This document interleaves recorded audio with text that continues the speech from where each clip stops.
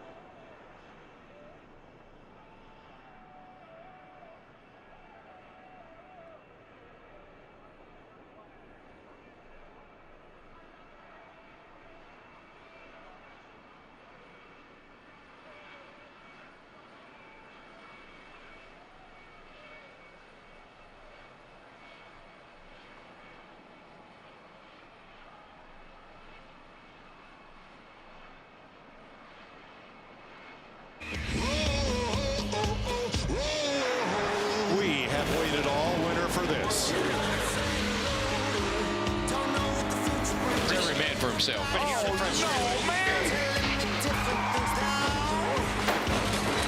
It's all about show me the money.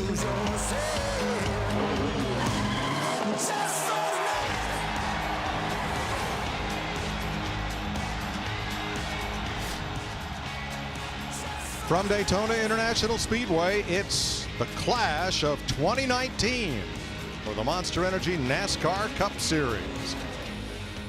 20 of the winningest and the fastest and last year's playoff drivers are set to go.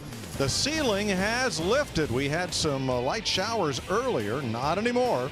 68 degrees, a light breeze, track temp 74. Going to be a good afternoon of racing and the first NASCAR checkered flag of Speed Weeks 2019. Well, Darrell, no pool, no pets, no points, no problem. How are you going to run this race? Well, it's kind of a fun race. A lot of times you try things in this race, but you get to knock the rust off.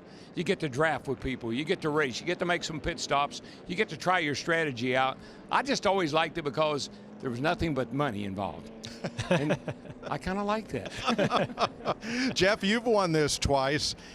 What do you learn for next Sunday? Is it about the money and the bragging rights, or is it about getting ready for the 500? This is a race of bold moves. It really is, Mike. I mean, yes, you can learn some things because this is the only time these cars and these drivers are going to be on track in these conditions during the day until the Daytona 500 because the duels are at night. But you said it best, checkered flag. That's it. That's all this race is all about. So you're going to see some bold moves to get that trophy and that checkered flag. Sometimes those moves get a little too bold. We'll see. Paul Menard will start from the pole for the third time in his 5 starts. And Kyle Busch, the 2012 winner. That's your front row. They drew for positions. Brad Keselowski, last year's winner, and Ryan Newman, his first ride in the number 6 for Jack Roush. Alex Bowman finished third in his only Clash start 2 years ago. Kevin Harvick, a 3-time winner, all with Richard Childress Racing, now with Stewart Haas, looking for his first checker with them. Joey Logano, the winner in 2017, and Ryan Blaney driving for Team Penske, who won the Clash the last 2 years. Austin Dillon finished 5th in this race last year, and Daniel Suarez in his first ride for Stewart Haas Racing. Jamie McMurray, twice a Clash runner-up in his final try at this event. And Martin Truex Jr., runner-up in 2015. It's his first race with Joe Gibbs Racing. Jimmy Johnson, the 2005 Clash winner, and Kyle Larson, who had a best finish of 4th in this event 3 years ago. Clint Bowyer's looking for his first top 5 finish in the Clash. Chase Elliott trying to win it for the first time. He'll have to do it from the back in a backup car, as will Denny Hamlin, a 3-time Clash winner. Eric Almirola, his best finish here just outside the top 5 in 2013. Kurt Busch, a winner in 2011, and Eric Jones, who won here last July in the Clash for the second time. Darrell's got that radio in his hand. Yeah, Who you got? Let's talk to Joey Logano. Hey, Joey Logano, it's CW here in the FS1 booth, buddy. Got a copy? The Xfinity Garage. Yeah, I got the DW. All right, my man. Look, you've had great success in this race. You finished second, 17. You won the thing 17, second last year. How do you look for today? How's that Mustang acting? I didn't hear much of what you said about anything just about a Mustang, so hopefully this thing's good. It handled good in the draft yesterday, and that's a big piece. And qualifying earlier, I know it's a different car, but they're built fairly similar. It showed that it had good speed as well by itself. So hope it's got the speed to make the moves and complete the passes if you have to lead the pack or get out front. But I also got to handle and make the aggressive moves that you have to do in this Clash to be able to win it. So I feel good about it. Feel good about my race team. Feel good about my race car, and we're ready to fire away. All right, brother. And how about that spotter? How much do you depend on him in this race? A whole bunch. More here than anywhere else. We work on this a lot in the speedway racing, and being able to be on the same page together, understand what he sees and what I'm thinking, and try to communicate the best we can to make the decisions I need to make as quick as possible. And sometimes it's best if he makes the decision. So this is a good race to just kind of knock the rust off, get back in the boat again, and grab a trophy at the end if we can. All right, brother. We'll get up on that Mustang and ride, and we'll be watching. All right, his spotter will be TJ Majors for the second year in a row, working with Joey Logano. Boy, Jeff, it seems like half the field for this race are Fords. Yeah, let's talk to the Ford that's right next to Joey Logano, Kevin Harvick. Hey, Kevin, this is Jeff up in the Fox Sports booth. You got me? 10-4, buddy. Oh, man, as you know, this is a wild race and not a lot of give and take out there. We've already seen in practice how that's playing out right in front of you, as a matter of fact. So how can you avoid that in today's race, or can you? Yeah, I think you just got to be aggressive and try to just play the odds. You know when you come to these deals, you got a 50-50 chance, sometimes worse, of finishing the race. So we're going to be aggressive and try to stay up front and see if we can't get a good handle on what our Busch Beer Cardican Ford is going to do today and try to start gathering notes for the week. So as you know, it's important to start building that notebook for next week, and with the races next Thursday at night, it'll be a lot different than what we have on Sunday. All right, and you know, we talk about how every decision is so critical in this race. You talked about making some bold moves. Anything you learned late in this race last year? You were close to winning it with one move, but didn't quite work out. Anything you learned last year that, or in practice, that can get you that fourth Clash win? Oh man, that's a good question. I think you want to be in control of the race. Coming to the checkered, and hopefully have some good friends behind you. All right, buddy. Well, we're looking forward to it. Have some fun. Thanks, man. 20 cars rolling with 1 lap to go before we go green. Here's Matt Yoakum.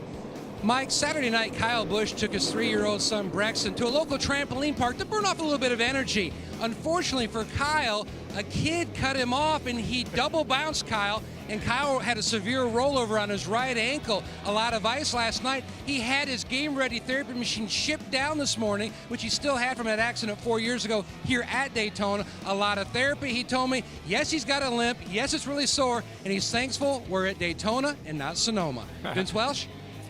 Well, 7-time champion Jimmy Johnson is never far from the spotlight, especially after his off-season split with crew chief Chad Canals. Well, Jimmy's desire to win is as fierce as ever. He assures us of that at every opportunity, but he's working with a rookie Cup crew chief now in Kevin Mendering. Mendering says the expectations and the standards are still high, but he conceded it's nice to start with a non-points race, not near as much pressure. It's a nice dress rehearsal, Larry McReynolds. Yeah, Vince, it's a non-points race, but it is a short race, 75 laps, and we know we have a caution at lap 25, and that's going to be some interesting strategy when we get that caution.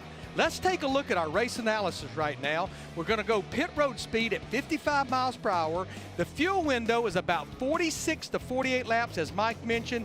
Chase Elliott, Denny Hamlin to the rear, backup cars. One thing we're going to see and hear a lot about today is side drafting. It's always a big deal here at Daytona. Now let's use one of our Ford aero animations. As you see the car approaching that car trying to pass it, it moves up against it. What it does, it dumps air on the spoiler and in that left rear wheel well that it's trying to pass. So what you appears is that car that was doing the pass and picked up speed, but indeed what happened, he slowed the speed of that car down by adding drag. Guys, Brad Keselowski starting third is a master at side drafting. Thank you, Larry. Paul Menard, who's crew chief, Greg Irwin drew the pole in the draw held yesterday for starting positions for the Clash, has elected to start on the inside lane. And right behind him, Brad Keselowski, he's not going to know how to even get this race started. He started all the way in the back to win this race a year ago. Pace car is in, and here they come. For the first NASCAR green flag of Speed Weeks, the Clash of 19 is underway.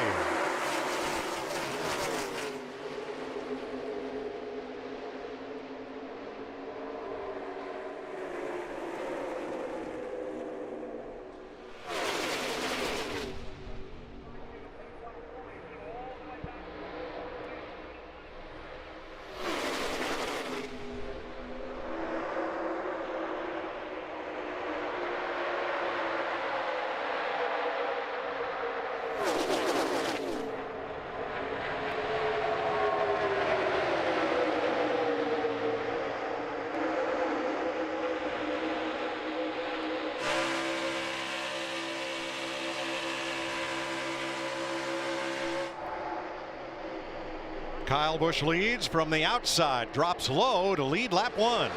It didn't take him long to go 3 wide. Martin Truex Jr. showing some aggressive moves going into turn 1 and 2 to take that 3 wide move to the outside. Yeah, I thought Paul Menard's decision to start on the inside with Keselowski behind him would pay dividends, but that 18 car shot to the lead, and that's going to be hard to get around him.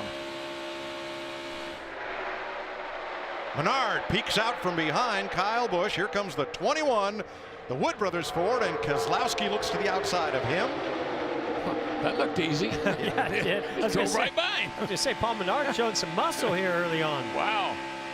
Paul was tough. That 21 car, Paul Menard, was tough in practice.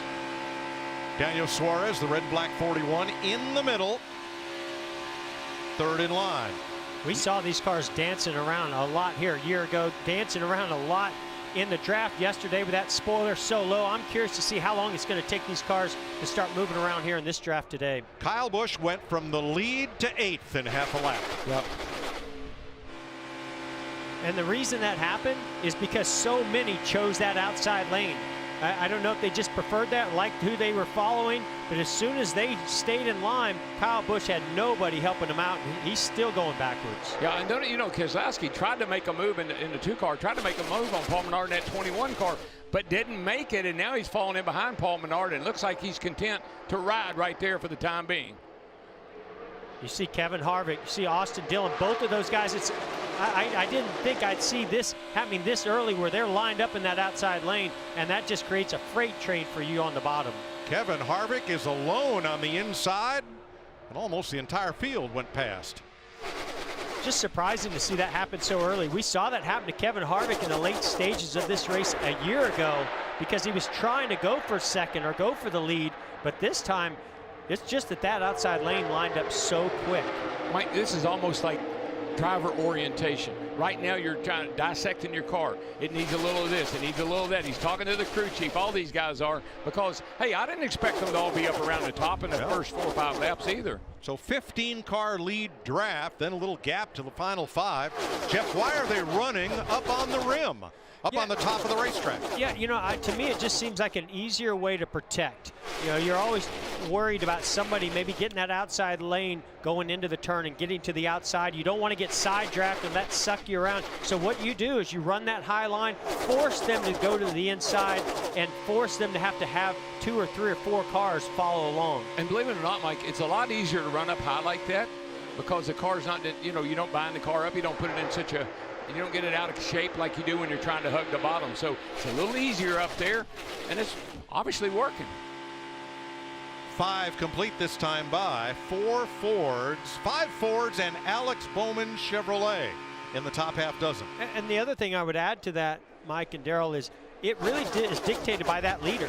If that leader in the second place car run that high line and they stay up there and commit to it, it makes it very difficult for those to work together to get a big enough group to pass them on the inside. And Mike, when you're single file like this, if you're Brad Keselowski running second there, if you pull out to go and you don't make it, look where you're going to end up. You're going to end up about 15th. Back there where Eric Almirola is, 16th, 17th. And Eric Jones trying to make a move on the bottom. Going to try to squeeze in that hole that does not exist because his teammate, we can say that this year, Joe Gibbs Racing, Martin Truex Jr. filled that gap. But you see what happened to Eric. I mean, he thought he had a run. He made it. He got down on the bottom. He's all by himself. And where's he going? Oh, he's going to run all right, but straight to the back. No help. And look at the speed differential, almost 10 miles per hour when you're not in the draft. He's going to try to get into that gap if he can, but no, Eric Almirola is going to fill it. That was, you know, the spotter did a nice job right there of telling him maybe, but he didn't go for it. I think he could have pushed the issue, but wasn't worth it. Here goes Ryan Blaney stepping out of line.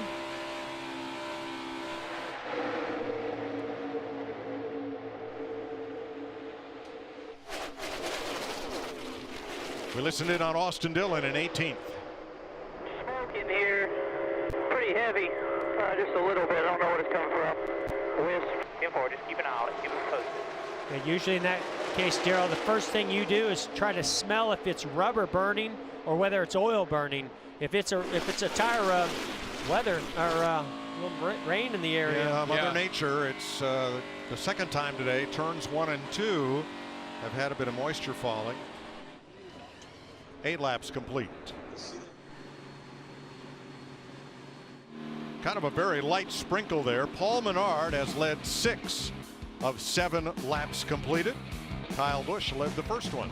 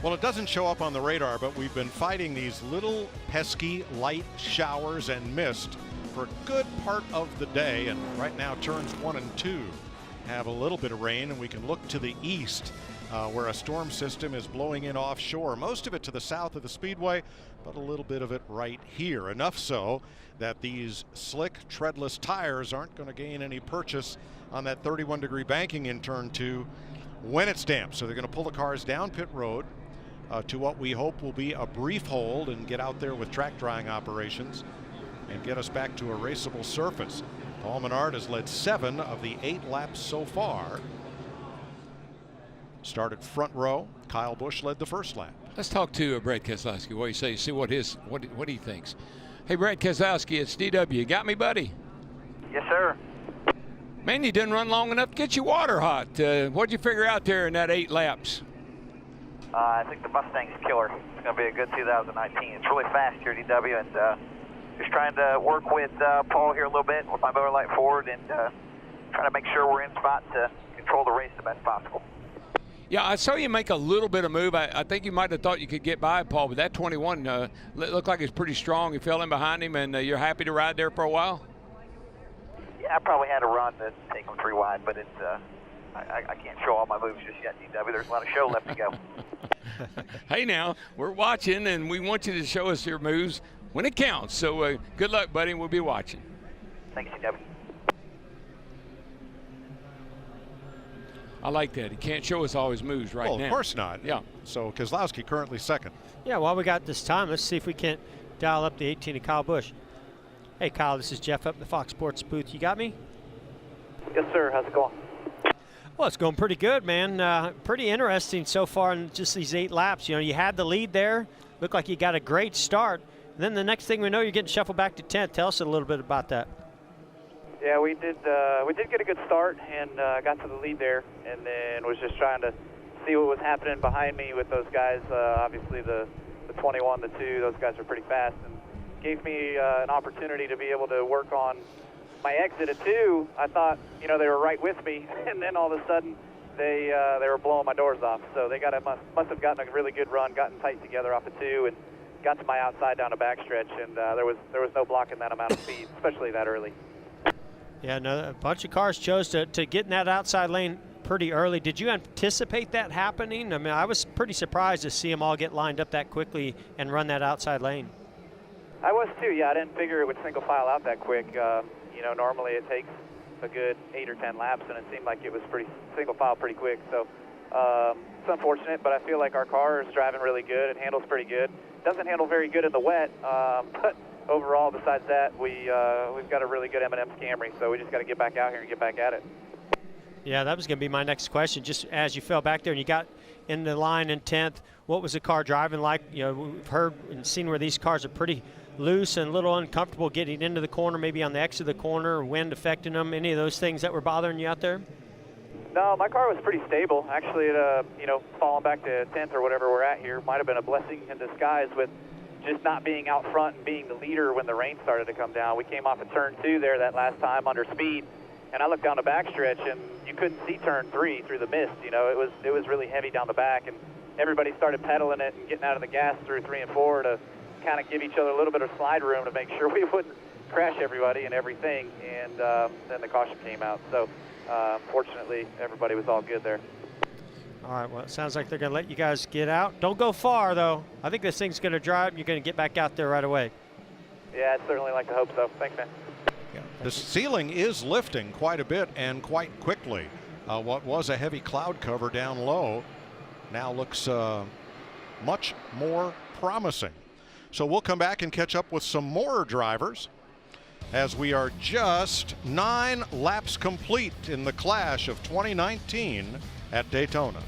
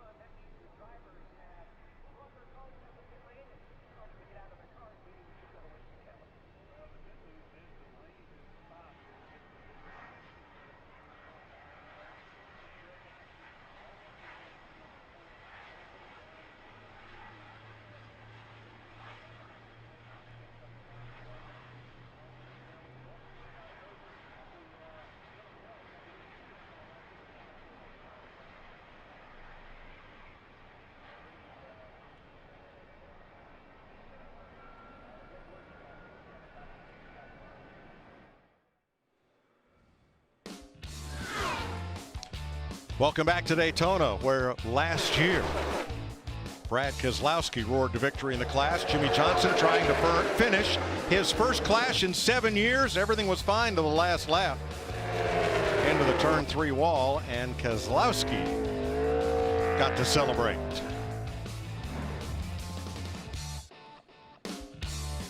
He went to victory lane in his Ford Fusion. This year's the Mustang, and here's today's Ford Performance Track Facts. Bill Elliott and Dale Jarrett are the 3 drivers who have won the Clash and the Daytona 500 in the same year in a Ford. under the red flag for rain with 9 laps complete. But the sky is brightening, and there's our leader, Paul Menard, in one of those new Ford Mustangs. Vince? Well, and Paul is chatting with his crew chief, Greg Irwin, and it's interesting as Paul was doing a little bit of helmet maintenance himself, and we'll lean in here, and if we can interrupt here just a moment. We saw you doing some helmet maintenance. What are you working on there? It's we changed visors, and my visor is too loose, so I just had to tighten it up a little bit. We're good to go. You had to have liked the view through that visor from the front of the field. How was the car handling there at the front? Good. I mean, it was raining pretty hard. Every lap into turn 1, the last probably 3 or 4 laps, every lap into turn 1, it'd slide and then catch. And I knew the guys behind me were in dirtier air. They had a handful, and it looked like it. We kind of pulled away. But right before they threw the caution, so it shouldn't last very long. We'll get racing here quick. In that short amount of time, able to learn much, if anything, about your car? Just that our Ford Mustangs are really fast. Brad gave me a really good push to get us by the 18, and just kind of lined up there, trying to see what's going to happen next. From the lead, Paul Menard. Let's go to Matt. Hey, Vince, back mid-pack is Martin Truex Jr. in the 19 car. So how hard was it raining? It's hard enough that we had to stop. I mean, we all went into 3 like just sliding up the track, and I'm sure everybody was screaming on the radio. It was really, really wet. Guys in the booth know that these tires don't do too good on a wet track. So, yeah, we got through it at least, but a Bass Pro Tracker Toyota feels good. I feel like it's got a lot of speed in it. Just got single file so quick, it's hard to really know what you can do, but hopefully it'll get racy again here on a restart. Hearing a lot of different comments when we were under yellow before we pulled back down on pit road. A number of drivers just talking about how there was nothing on the bottom that worked. Everybody went to the high side and went to the high side quick. Yeah, it went there quicker than I think a lot of guys expected. That's just kind of how this package is. You know, if the leaders want to make that train go to the top, then it's hard to do anything about it. And then if you don't get there quick enough, everybody just freight trains you. So I don't know. It's the leader kind of dictates it, or the first 3 or 4 cars, if they get together, which we see. I think it's a handful of Fords up there. They made their mind up real quick to do that, and that kind of dictates the rest of the field. So restarts mix it up, and we're going to get one of those here. So hopefully we can make some hay and get some spots. Thanks, Mart. Guys. Thank you, Matt. 5 of the first 6 right now are Fords. Truex is the first Toyota in 7th. Now everybody's parked on pit road. Kevin Harvick elected to stay in his car. Jamie Mack's car was under a bit of repair, and you won't see this every day. A wedge wrench in the back of the car of Chase Elliott. I just love the look on Alan Gustafson's face, because I think he walked up to the car knowing what he could or couldn't do, but he looks like he just got caught doing something. Well, our rules analyst, Larry Mack. Well, special scenarios for special races. This is a special race. And you can, just like the All-Star race, you can work on your car under red flag. And remember, that 9 car, you're seeing the same thing with Jamie McMurray's 40 car, but that 9 car was seeing the very first laps when they dropped the green flag. So I'm sure, I saw Alan Gustafson, the crew chief, looking under the car. Evidently, they were off a little bit on their heights, and they were bottoming out. But what they did there is perfectly legal in a special event, a non-points race. It's spelled out in the entry blank. Woo! I'm glad to know that, Larry. Completely clear to you, huh, Larry? Yeah. Bold print. You're glad to know it. Jeff's glad. I'm glad. And that guy right there on our screen is really glad to know it. All right, Vince. And it certainly got the attention of Alex Bowman when he saw that wrench in the back window as well. Hey, you know, you got a dirt background. You're used to slipping and sliding around. A little water on the track. I mean, what's the deal? Yeah, they ran us for a while. I was like, guys, it's not like spitting, like it's pouring. But no, glad we all were kind of smart enough to space out and not tear some cars up. But Nationwide 88 car seems decent so far. Really hard to say, running 9 laps or whatever, but have to wait and see. I think it'll be pretty sporty. What do you look to get out of this day? I mean, non-points race, I mean, obviously everybody wants to win, but in the big picture of things, what do you want to get out of today?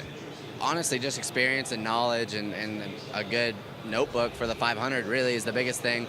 You know, I kind of took a year and a half off there for a while, and speedway racing has changed and continues to evolve, and you know, just knowing how to take runs and use them when you're wanting to be aggressive and when to be aggressive and everything. So hopefully we can get out front, lead a bunch of laps, and bring home a trophy, but got to learn as much as we can as well, and hopefully it pays off on our 500 car.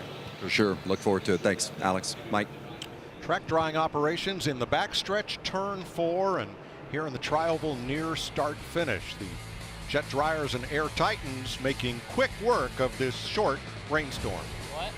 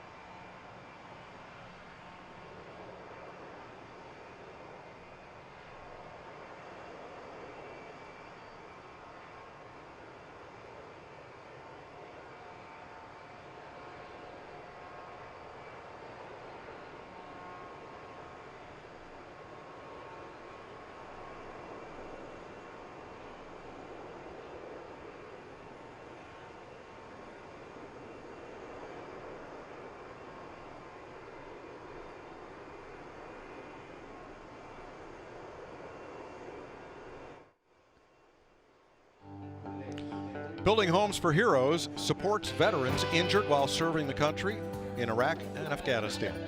Earlier today, Advance Auto Parts partnered with Building Homes for Heroes to gift a new home mortgage-free to Sergeant First Class James Pistoli and his family. Nice gesture by Advance Auto Parts, title sponsor of this year's Clash at Daytona.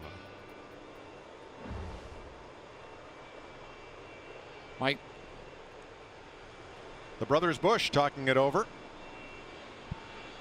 They currently are 8th and 10th under this red flag with 9 laps complete. Matt?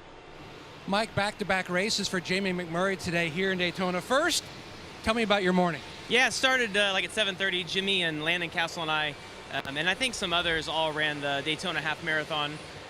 So started at 7:30, ended at about 9, and then the driver's meeting and then qualifying. So it's been a fairly productive day. How'd you finish? I ended up P4, so I was pretty excited about that. I mean, is that in your age group? No, that was overall. It was really windy today, and you don't appreciate that. I feel like in the car, when you're the engine, you get a better feel for that. I literally drafted this guy all the way to the beach because it was a headwind on the way out, and then somewhat of a tailwind on the way back. So that was nice.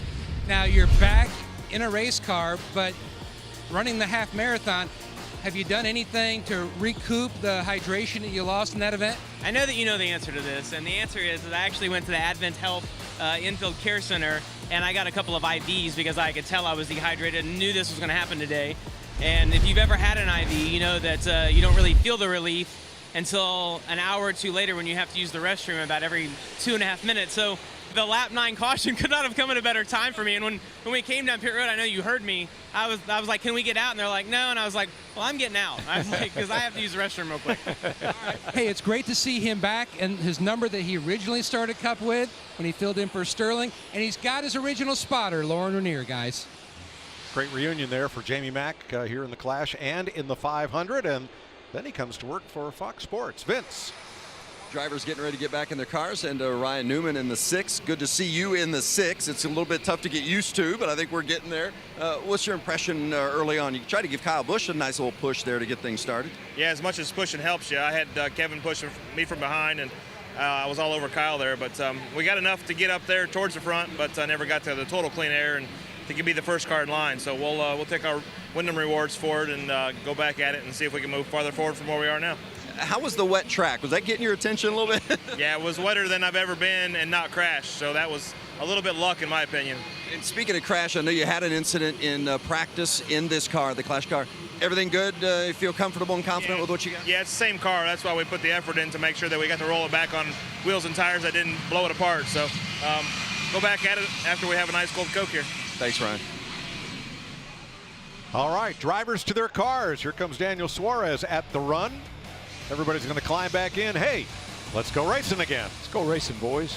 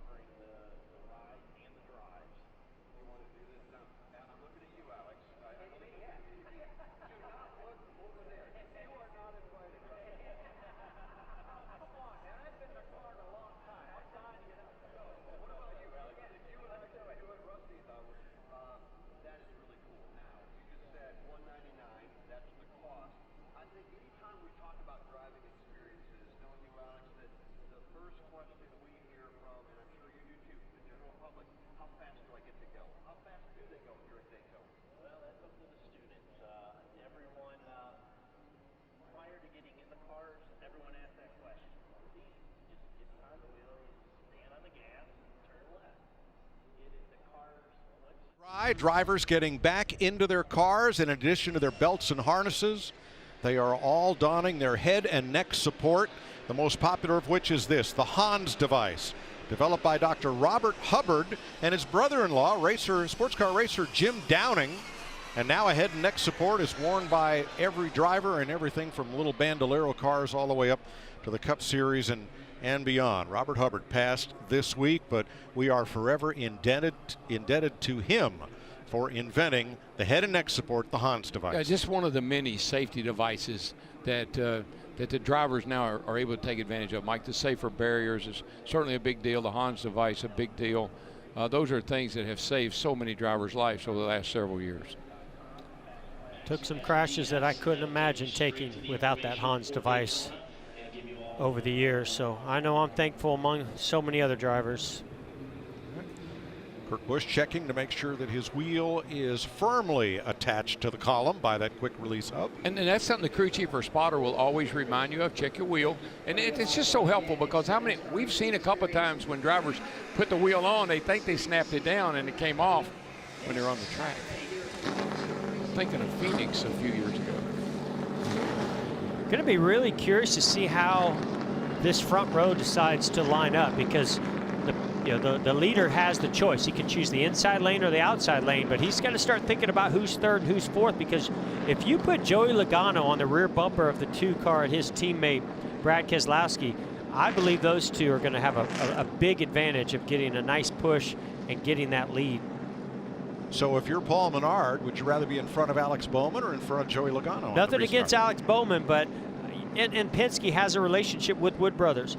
I would get in front of that 22 car. I just think he's going to be super aggressive and a really good pusher, and maybe that would give me enough of a push to get in front of Brad Keselowski, and maybe even get all 3 of us there with the Fords and Penske and Wood Brothers to get 1, 2, 3. Yeah, if I look in my mirror and I see that 22 car, he won this thing 2 years ago. He was second in it last year. He's pretty good in restrictor plate races. I wouldn't mind having him give me a shove.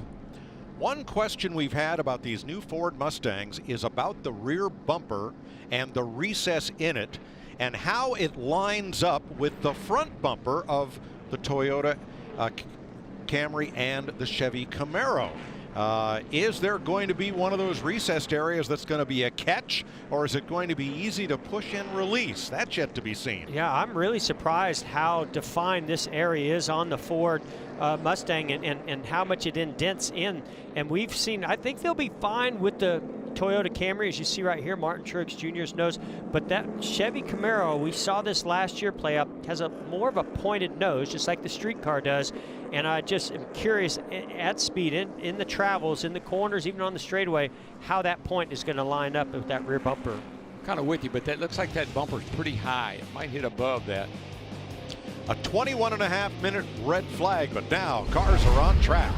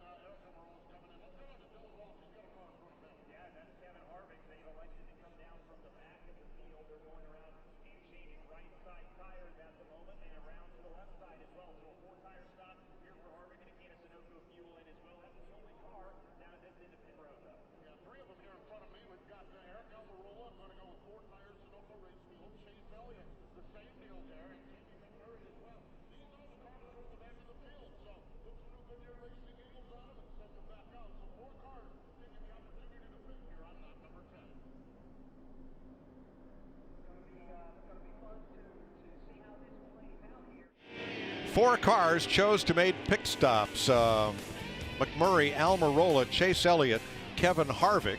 They were the last 4 cars in line, so little is lost here. But Larry, by filling the car up, looking ahead to the lap 25 caution that NASCAR says they will throw, how does this change the game for them? Well, I think a couple of things happened there, Mike, because 3 of those 4 drivers, all but Jamie McMurray, they took 4 tires, and then they packed them full of fuel. So when they do stop, and they still have to stop to make it to the end, they possibly can just do right side tires and a lot less time dumping the fuel to get to the end because they now have it full of fuel again. Yeah, I love sometimes being at the back is an advantage because you can kind of have your own strategy, do your own thing, and it pays off at the end.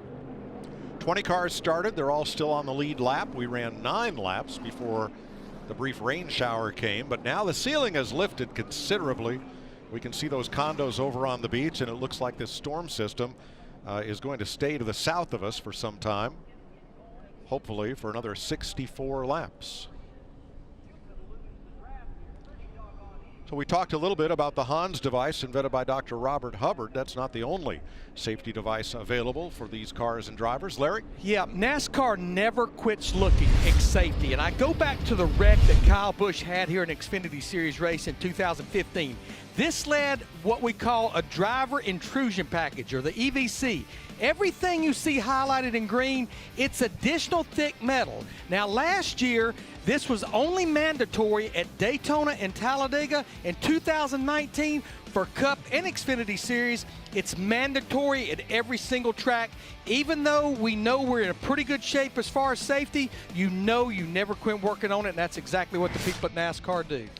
You know, Mike, that foot box has always been a bit of a spot where it never had enough protection because your feet were down in there all the time, the clutch, the brake, the gas pedal, and we never really supported or built anything around a little cocoon or whatever down there for our feet to set in to protect those in some of those hard crashes that we've seen some of these guys take. So those are great innovations and great things that just help further along the protection of these drivers.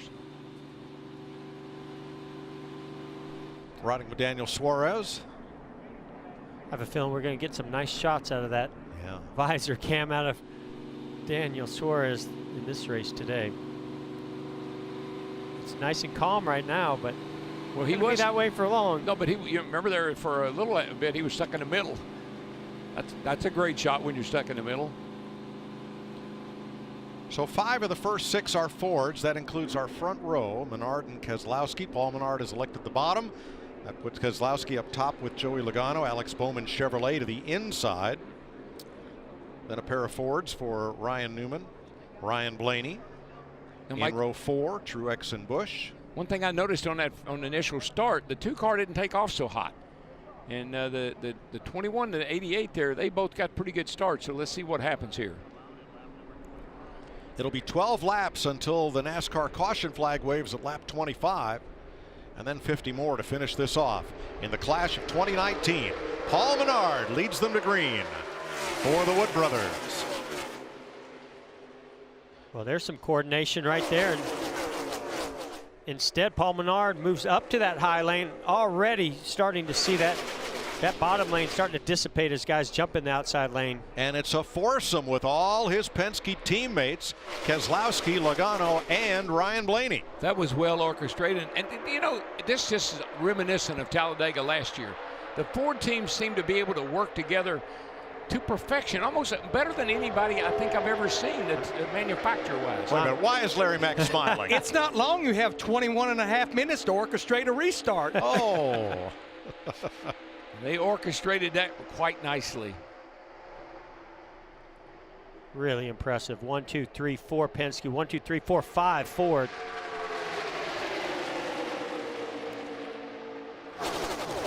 Kurt Busch did a really nice job sliding up in a pretty small gap there to get in that outside lane. I tell you, that one car has always been good. I just remember how aggressive that McMurray was in that one car. Kurt Busch equally as aggressive, and that car is always pretty good here.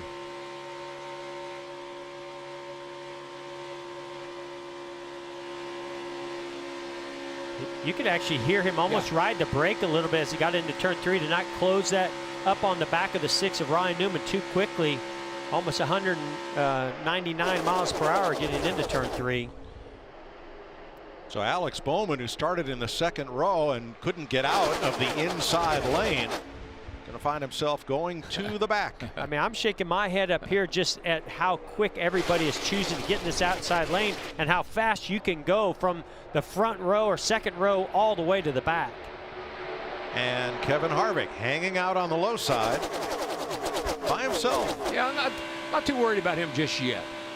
You know, Harvick's one of those guys who'll play around a little bit, mess around the back. They had a pretty good pit strategy here. I think that's going to pay off when they make that call, when they have that stop at 25 laps. Let's see where it shakes out then.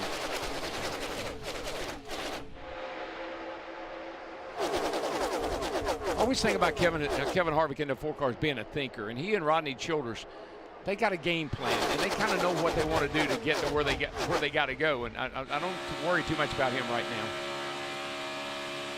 The way this caution fell, or the red fell because of the rain, it's going to really work out pretty nicely for a lot of these guys, because we saw in practice it takes about 15 laps for the handling to start going away and maybe allowing you to make some moves if your car's out handling one of your other competitors.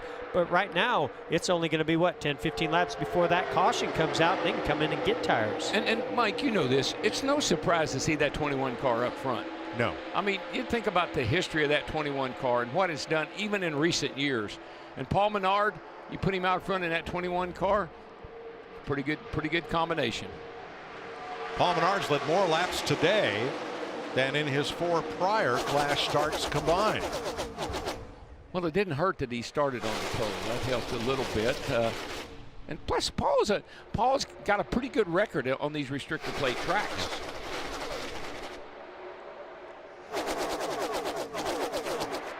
Seven and a half laps from now, NASCAR will wave the caution flag at lap 25. That's part of the format for this race. Martin Truex Jr. gets shuffled out. Oh boy. He dropped down looking for a hole in the running order up there on top. Couldn't find one. And now he's back there with Chase Elliott. So here's Truex dropping to the bottom, thinking he was going to make that pass there on Boyer. Coulda, woulda, almost shoulda, but boy, it's amazing how fast that gap closed up with Clint Boyer. And what that is when they run that high line, if you get a big enough run, it gives you the confidence, or at least pulls you into thinking you can make that shortcut down to the yellow line and find a gap and slide up in. And that was the risk that Martin Truex Jr. took. This all goes back to yesterday's practice when Chase Elliott tried to jump up into a hole that closed up way too soon and 4 cars got wrecked. So everybody being a little cautious at this stage. There's no question you have to listen to. You got to have instinct, driver yourself, but you also got to list that spotter, and he's got to be on his game in a race like this. Here is Kurt Busch running in 6th behind Ryan Newman, ahead of younger brother Kyle. Still all single file. Yeah, so far you got 18, you got 11, so they're going to leave us when the 2 go. Who's behind the 11? 41. 41, then 3. Kurt Busch sizing up the competition. He's a thinker. I'm telling you, you know, when he's driving that race car, he's doing a lot of planning. You'd be amazed, the good drivers in the draft here at Daytona, how far back they're looking. They're looking with their mirror 4 or 5 rows back to try to figure out when the next move is going to be made. It's like a chess match. Vince? The 21 of Paul Menard, as you guys have noted, is a good restrictor plate racer. In fact, top 10 the last 2 Daytona 500s. Very comfortable at the front. He told me during the break for the rain, they did put a little tape on the nose of that 21 to help the handling a bit. And he's also working with a new spotter this year. Joey Meyer is the spotter for Paul Menard in that 21 car. And interestingly enough, Meyer used to be the spotter for the driver right behind Menard, and that's the 2 of Brad Keselowski. Coleman Presley now spotting for Keselowski. But this is a big day for that combination of driver, spotter, crew chief. Got to shake the rust off and get used to working together. All right, as they come back, it'll be 4 laps until the caution flag. Larry, do you wait for the caution to pit, or do you pit before the yellow comes out? Well, I definitely think we're going to see an array of strategy there. I think once we get to lap 23, which will be 2 to go, Mike, possibly will see drivers start to hit pit road, because when that caution comes, we're right on the threshold of being able to make it to the end on fuel. Now, if you run it all the way to lap 25, you just have to make sure you're on pit road before they hit the plunger for the caution, which would close pit road. I definitely think 1 to go, maybe even at lap 25, we're going to see some drivers hit pit road. Yeah, Mike, the problem you have and the concern you have as any driver is you get run over from behind. You've got to, everybody's got to be on the same page. 21's got to tell the 2, 2's got to tell the 22. It's got to pass word down. I'm going to pit on the 25th lap, so stand by. 3 laps to that lap 25 caution flag. Last year was huge for Ford Performance in NASCAR. Winning the Cup championship with Joey Logano, first time in a long time, even longer since they've been the manufacturer's champion. And they won 19 races for the first time in 2 decades. That's a little more than half. And this year with a new body, the Mustang replacing the Fusion, and continued high hopes right now. Ford with the first 5 positions ahead of Kurt Busch's Chevy and Kyle Busch's Toyota. Mike, I've always said, you give me a Robert Yates engine, now it's Doug Yates and the Roush. You give me that engine and I can sacrifice a little bit in my car because they make up for it in horsepower. I think we've seen in the history of NASCAR, it's never just one thing. It's always the combination. And right now, it just seems like Ford, their teams, power plant, all those things seem to be aligned. Speaking of aligned, Kevin Harvick is aligned way toward the back. We wondered if maybe he has some contrary strategy, so we listened in. Right now we need probably 3 seconds of fuel. Most of them guys will put 2 tires on, which is about 7 seconds. So you could pass most of them doing fuel only. It just depends on if you think the track position will be worth it or not. It's going to go crazy when they start racing. and that tells me, so last year, a year ago, this team chose to stay out when that caution came out, get 4 tires, and have a little bit better handling race car or 4 tires when they went back to racing. And it sounds like that's what Kevin Harvick's sort of leaning towards right there. But I don't know. I think as far back as they are and how tough it's been to get to the front or stay there, I can see them taking advantage of that more fuel on board. Well, now's the time. 2 laps to go. Per Larry's strategy, come this time or wait till the yellow flag. Well, you could coming to lap 25, but you better be one of the drivers right at the front. Well, you're going to know when they come because Paul Menard's going to drop down low through 3 and 4. No takers. No. And we begin the 25th lap. Like when you're lined up like that, it's almost too dangerous. I know it looks simple, but you come off turn 4, you run 190 miles an hour, and you're going to whoa up and knock you over from behind. I see it time and time again. I think that's the best strategy, what they just did. Because you have to get down to 55 miles an hour for pit road. I'm seeing a lot of action in the Toyota pits down there right now. So we'll see what happens on this lap. You can already see them starting to move to that low line. These guys are coming. If not all of them, a lot of them. Track is still green. First 7 cars. And it will be until David Hoots calls for the caution. Wow. Here comes all but 5 cars to pit road. What a risky move by Denny Hamlin, making some spots up on the outside. Look at that. Like Paul Menard leads them down with Keselowski. Yeah. Matt. And Kyle Busch's guys jump off the wall. Cam Wall going to work on the right front. TJ Ford pumping a hat. The car is up. Harvick also farther up pit road. They were talking about weather being a concern as well, part of their strategy, Vince. And the 2 of Brad Keselowski, right sides only for Keselowski as he gets off with some gasoline, and the 22 left sides. So caution is on the racetrack. The first 5 drivers on your pylon on the left of the screen stayed on the racetrack to take the caution flag. Boy, long stop for Eric Jones. Putting some tape on the nose of his Toyota. But we're under caution. He's in no rush now. Yeah, no, you're not out of this race. No matter if you come back here last, you're still not out of this race by any means. And what makes that decision a lot easier for those teams is unlike when we have stage racing next Sunday in the Daytona 500, where they throw the caution when the leader gets to about the start-finish line. In this scenario, they're not throwing the caution until they're on the back straightaway on that lap. So Austin Dillon, Alex Bowman, Jamie McMurray, Kevin Harvick, and Martin Truex. I would say Kevin Harvick will get his wish for 4 tires, because if you stayed out, no question, come get 4 tires. Well, the speeding police have their first ticket written for 2019. Eric Almirola too fast in section 10, and Daniel Suarez's team was over the wall too soon. Well, but you know, that's part of this whole clash race in itself, Mike. Your pit crew hadn't made any pit stops. You haven't done a lot of drafting. You get the cobwebs out. Well, get them out today. But here's what this is going to be a big hit to Eric Almirola, and I tell you why. Because Eric Almirola, he played that strategy we talked about where they came in and got fuel under the caution the last time, and so he didn't have to be on pit road for very long. They took 2 tires, I believe, and only 3 seconds of fuel, like we heard Rodney Childers talk about. And what was he going to be when this thing went back green? The leader.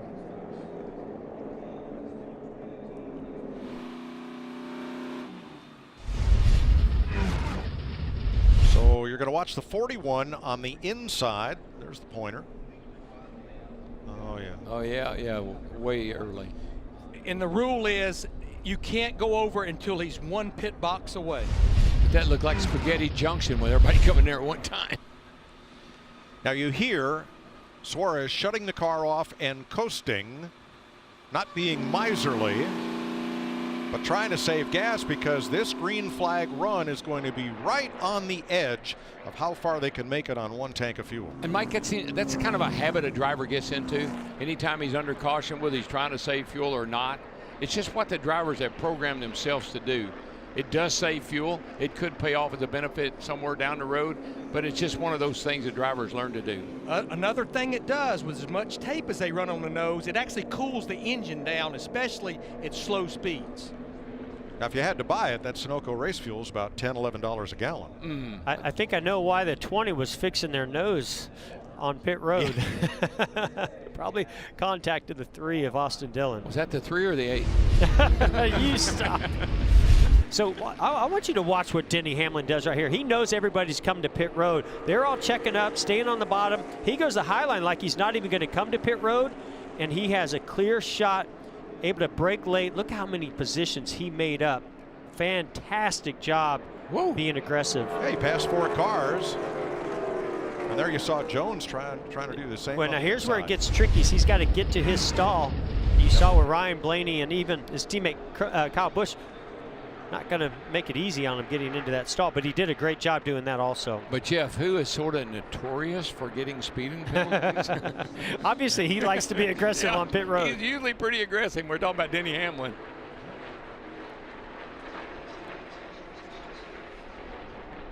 So the teams, the 5 teams that did not stop on lap 25 will come in now that pit road is open. Dillon, Bowman, McMurray, Harvick, and Truex. And here's what Kevin Harvick and Rodney Childers are banking on.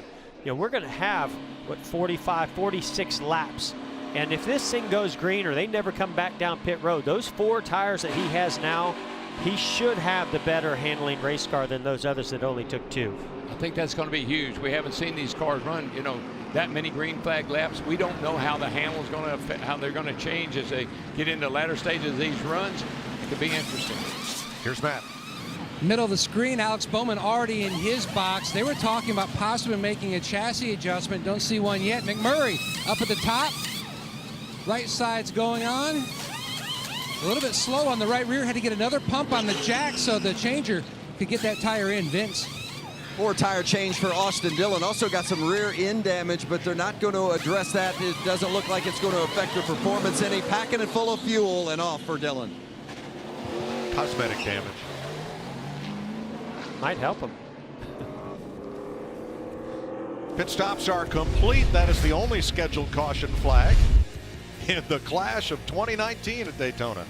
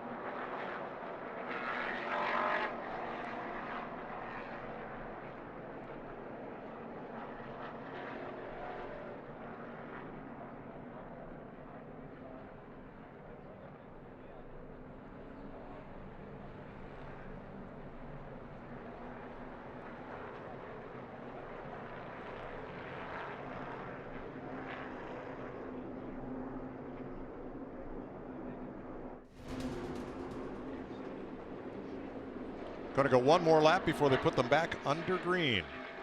Kyle Busch, Paul Menard, now that Almirola has served his penalty and gone to the back.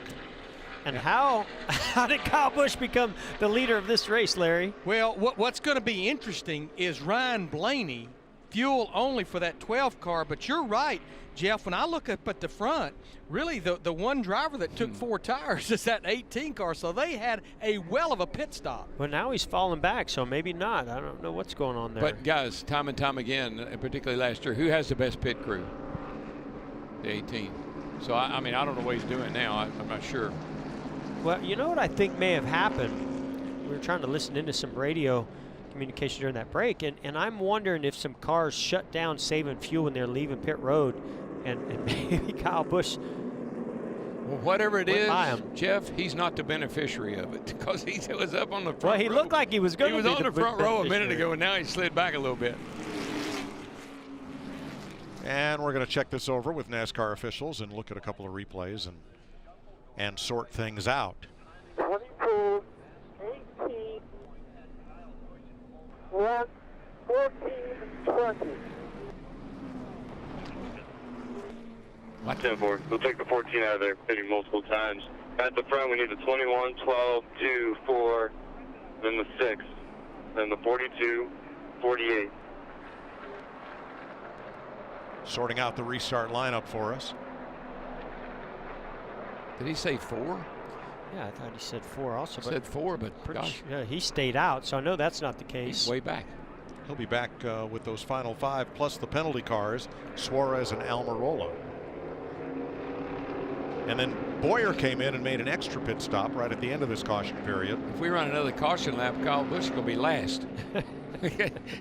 he was sitting pretty about a lap ago. What confuses this is these guys were leaving pit road and all mixed up when the caution came out, and immediately the field is frozen. I think that's where the confusion is. Just like any other caution flag, the field is frozen and scored at the last scoring loop that each driver passed. And with them leaving pit road, a lot of them still going on the blend line. That gets a little tough to sort out. Yeah, and I think that's what happened, Larry, is when that field was frozen, the caution came out, those other guys kind of knew that was the case. And I think Kyle Busch just went ahead and kept on rolling, thinking that he could get those positions, but the field had already been frozen at that time. All right, so we know how this sorts out. The Penske Fords and then everybody else. That's right. Yes. So far, that's the way it's been. And that 21's right back, right where he started. So, and that's been a pretty steamy car so far. You got Blaney up there, you got Hamlin up there, and now there's Keselowski. I mean, and there's Newman. Got all the Fords right back there together. Larson's just steadily moving his way forward also. He's going to be in that 5th position. And up on point, it's still Wood Brothers Racing, despite the passing of Glenn Wood, the family patriarch, at the age of 93, because his 2 sons, Len and Eddie, have run the race team now for many years with help from Uncle Leonard, the another Hall of Famer, Leonard Wood, the inventor of the modern choreographed pit stop. Now that was what I call a bird's eye view. It's almost as good a seat as we have. Yeah. All right, lights are out on the Camaro safety car, so it looks like we've got it right with Paul Menard and Ryan Blaney on the front row. Denny Hamlin and Brad Keselowski, row 2. Kyle Larson, Ryan Newman, Jimmy Johnson and his teammate Chase Elliott. Row 5, Kyle Busch and Joey Logano. Eric Jones and Kurt Busch. Harvick and Truex, Dillon and Bowman, Suarez, McMurray, Almirola, and Boyer. Well, we know how Denny Hamlin got up there. He did that getting on pit road. Yes, he did, and on pit road. Picked up 4 or 5 positions getting onto pit road. Oh, my, he was, yeah. So I'm going to be really anxious to see how these Fords of Menard, Blaney, and Keselowski orchestrate this restart. We saw how great of a job they did the last time. Now Menard has chosen that outside lane. Is he going to try to get in front of Ryan Blaney and get all 3 of those cars lined up? Yeah, I think Paul would. I think they'll take off side by side. I think Blaney will let him down in front of him, and the 21 will be back in front. That's what I think. Coming around to complete lap 31 or 32 rather.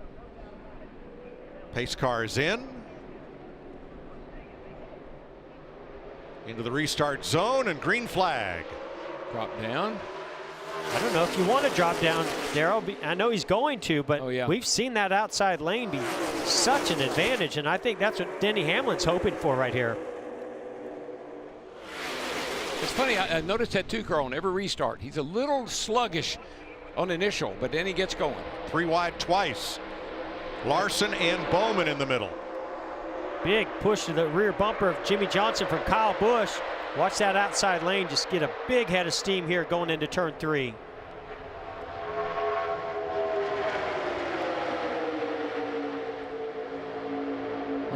Blaney's going to need some help. Yeah, I think Menard was indecisive there. He wasn't sure if he ought to stay with Blaney or jump up there and block the 11 car.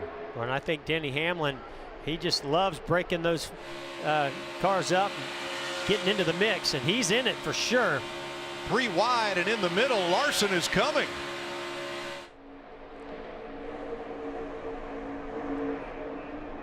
Larson with Bowman drops down to help the 12 of Blaney.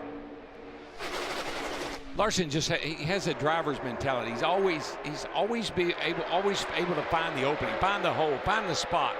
Well, that's the first time we've seen somebody stuck in the middle and not lose ground. Yeah, it seemed like there's a little bit more of a line formed on the bottom. Still is, but still not as organized that outside lane. I think you're going to start to see that outside lane prevail unless Denny Hamlin wants to try to get that lead from Paul Menard. Well, there wasn't really anybody close enough to Denny Hamlin to help him on the inside. So no, because he knows where Keselowski's going to go if he tries to make a move. And just don't sell that 21 car short. I tell you, he is doing a whale of a job, and that car is fast.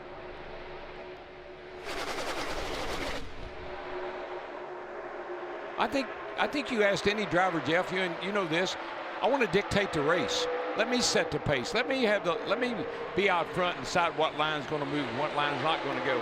And that's what Menard is doing an outstanding job of right now. And I think that's why you see the leader be so aggressive blocking those lines, because not only can you control the race a lot more, your car handles a lot better up there. And look at this. It took 3 laps for that outside lane to form up, and the inside lane, led by Ryan Blaney, go completely backwards to where Blaney is now back to 15th. And the other thing, look at the tape on the grill of the 21 car. Because he is out front and the car that is getting all the fresh air, he can run a little bit more tape on that car and make it a little bit faster. It's got a couple extra pieces of tape on there. I think that's really helping that car. They're going to cut down a little bit on the drag, give it a little bit more front downforce. Sound like maybe he was dealing with a little bit of a tight condition. So yeah, it benefits him all the way around. 40 laps to go, 100 miles to settle the clash of 2019. Yeah, Mike, this will get good after about 15 or 20 laps. When the tires are starting to kind of go away a little bit, then you're going to find out who's got the best Hamlin race car. Can you stay wide open all the way around the track?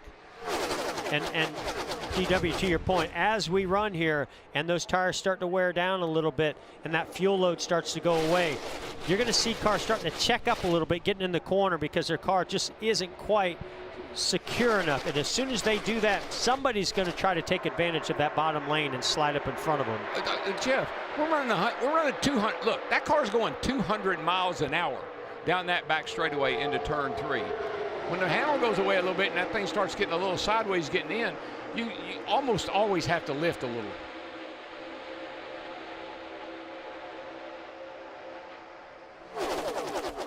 And Mike, because these are restricted engines, it's momentum. You get them going, you get them wound up, you keep your foot in them, they will run. But if you have to get out of the throttle and get back in the throttle, you lose so much momentum.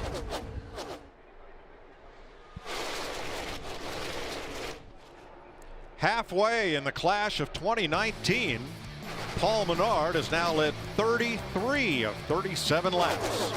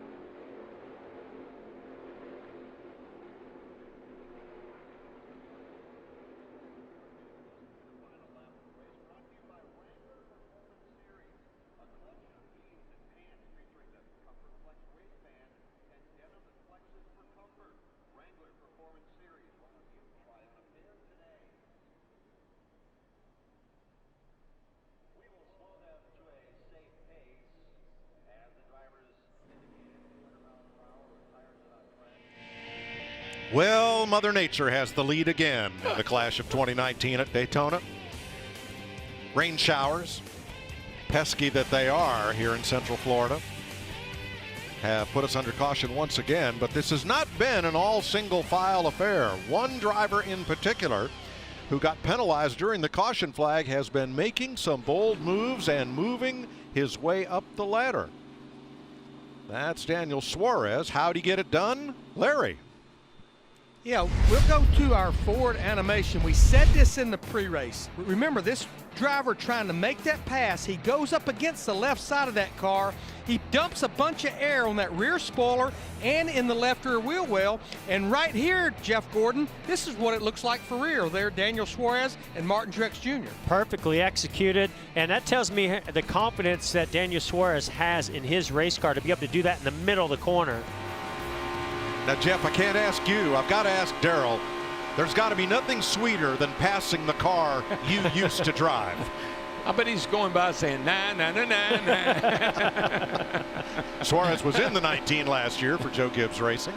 And, you know, I'm sure that Martin Truex Jr., a smart guy, he might have said, that's Suarez. I might ought to let him slide in front of me, too.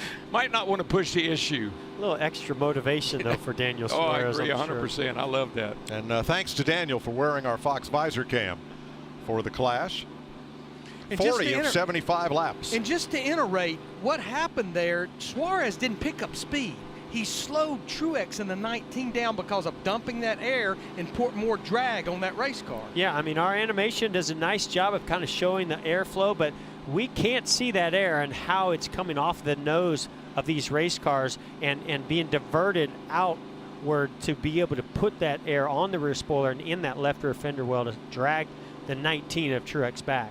Well, now, under the caution, Eric Almirola and Daniel Suarez were both penalized, one for being over the wall too soon, the other for speeding. Almirola still at the back there at 19th, but here is Daniel Suarez has fought his way all the way up to 7th place. Well, I mean, when you have a fast car, and that 40, well, we know that 41's fast.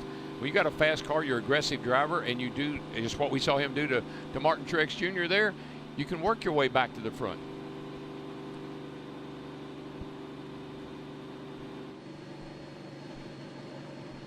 Kurt Busch in his new ride, a Chevrolet, spent a good part of this race in front of younger brother Kyle. Now those positions reversed. Kyle in 5th, Kurt in 6th. The hands say it all. You know he's talking to his crew chief because? Well, I don't know why, but it obviously something he's not real thrilled about. I don't know if it's something that happened on track or just the weather. I think he wants a windshield wiper. Fellas, we listened in. Yeah, it was a tough call, man. It's like the twilight zone. Wanted to make a move, did that much behind us. It would have put us out there on an island. Yeah, anytime you're the last car in line, you're in a semi-panic, and then when you go to somebody's inside and start to dump more air on their spoiler, then they become the back. Yeah, tip work. And look, those guys watch TV. You think they don't see that animation that Larry has? Maybe they didn't realize what that was doing when they were side drafting that car. But now they know because we showed them what happens. So now everybody knows. Everybody knows. I'm a crew chief. I'll take credit for it. Amen. Well, in your animation, Larry, you showed how they're turning the air out that left rear wheel well back there. Well, where I learned it, I worked with the master at it, Dale Earnhardt, and we had no idea what it was doing when he was doing that back then. Oh, no, he'd run he knew it. Oh, yeah. He'd put that fender right up in your door and then swing out. I said, what are you doing? He said, side drafting, baby. He perfected it. I'm not sure he discovered it, but he certainly did perfect it and make it an art. Well, so, in this green flag run, one driver has advanced. Yes, they have, and we were just riding on board, so let's go inside and hear what Daniel Suarez has to say. Hey, Daniel, this is Jeff Gordon. How you doing, man? Looking good out there. Hey, Jeff. I'm having a lot of fun. I hope you're having fun up there as well. Well, we certainly are, because we just watched from that visor cam and some great shots of you side drafting, well, that car you used to drive, that 19 car. Tell us about that move. Yeah, honestly, I'm extremely happy with the 41 Ford Mustang has automation. It's been pretty fast, just trying to take my time and trying to stay, out of trouble and keep myself in a decent track position. But with this weather, we don't really know how long the race is going to be. So I had a little gap from behind, and I thought to try something, and it worked out well. So let's see if I can do a few more of those.